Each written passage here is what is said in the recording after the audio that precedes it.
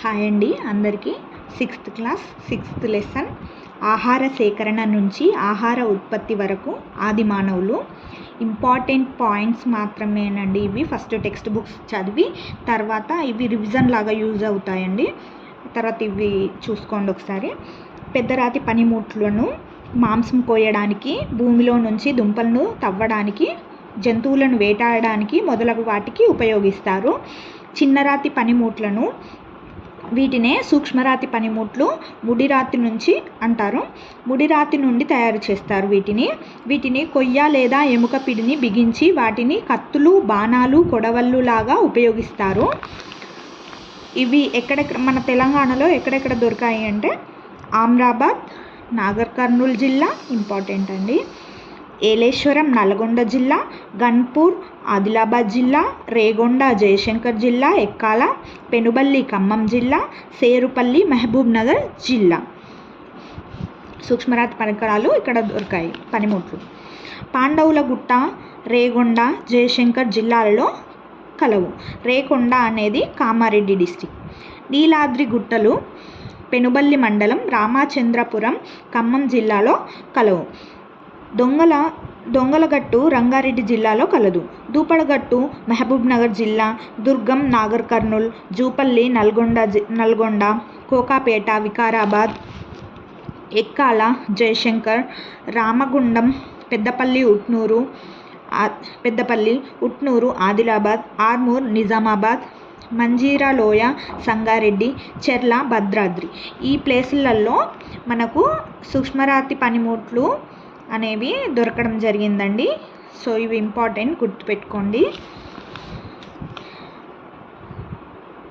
సూక్ష్మరాతి పరికరాలను, చిత్రాలను వరంగల్ జిల్లా తిరుమలగిరి గ్రామంలో పాండవుల గుట్టలో గల రాతి గుహల గోడలపై కనబడ్డాయి. ఇవి టెక్స్ట్ బుక్లో ఒక ఇమేజ్ రూపంలో ఇస్తారండి. అటు బాక్స్ సైడ్ పక్కన చూసుకోండి ఒకసారి. ఈ రాతి చిత్రకళ ప్రపంచంలోనే తెలంగాణకు ఒక విశిష్ట గుర్తింపు తెచ్చాయి. పూర్వ చారిత్రక యుగం నుండి కాకతీయులు లేదా పద్మనాయక రాజుల కాలం వరకు ఈ రాతి చిత్రకళ ఒక ప్రత్యేకతను కలిగి ఉంది.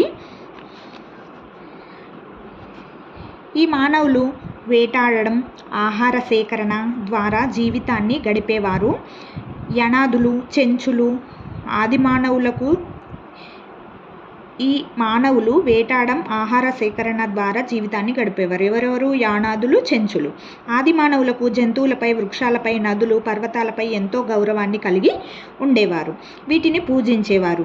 కేవలం 12,000 సంవత్సరాల నుంచి మాత్రమే మానవులు ఆహారాన్ని, ఇది ఇంపార్టెంట్ అండి, కేవలం 12,000 సంవత్సరాల నుంచి మాత్రమే మానవులు ఆహారాన్ని పంటలు పండించడం ద్వారా సంపాదించుకుంటున్నారు.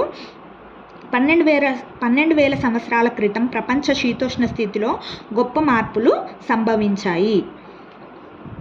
మొదట అటవీ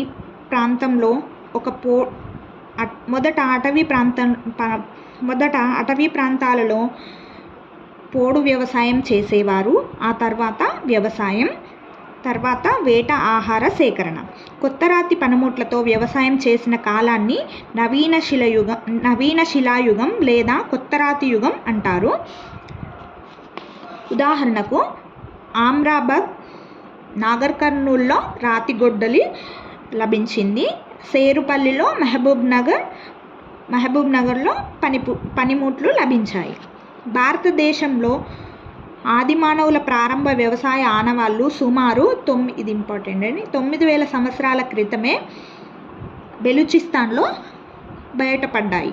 సుమారు 5,000 సంవత్సరాల క్రితం కశ్మీర్లో ఆది మానవుల ప్రారంభ వ్యవసాయం, 4,000 లేదా 5,000 సంవత్సరాల క్రితం బీహార్లో బయటపడ్డాయి. ఆది మానవులు జంతువులను మచ్చిక చేసుకున్న ఆనవాళ్లు దక్కన్ పీఠభూమిలోని తెలంగాణ, ఆంధ్రప్రదేశ్, కర్ణాటక రాష్ట్రాల సరిహద్దులలో దొరికాయి. ఈ పై 3 రాష్ట్రాల్లో పెద్ద పరిమాణంలో బూడిద దిబ్బలు కనుగొన్నారు. పశుపోషణ సుమారు 5,000 సంవత్సరాల క్రితం కనుగొన్నారు. బూడిద కుప్పలు ప్రస్తుతం మన రాష్ట్రంలోని నాగర్ కర్నూల్, ఆంధ్రప్రదేశ్లో కర్నూల్, అనంతపురం జిల్లాల్లో బయటపడ్డాయి. బూడిద కుప్పలు, రాతి గొడ్డలి, రాతి పొరలు, కుండలు అవశేషాలు కనుగొన్నారు. తెలంగాణలో ఎక్కువ సంఖ్యలో నూతన రాతి యుగానికి చెందిన స్థావరాలు ఎక్కడెక్కడ అంటే వరంగల్, హన్మకొండ, జనగాం, సిద్దిపేట, కరీంనగర్, పెద్దపల్లి, నాగర్ కర్నూల్, మహబూబ్ నగర్, ఆదిలాబాద్, జయశంకర్.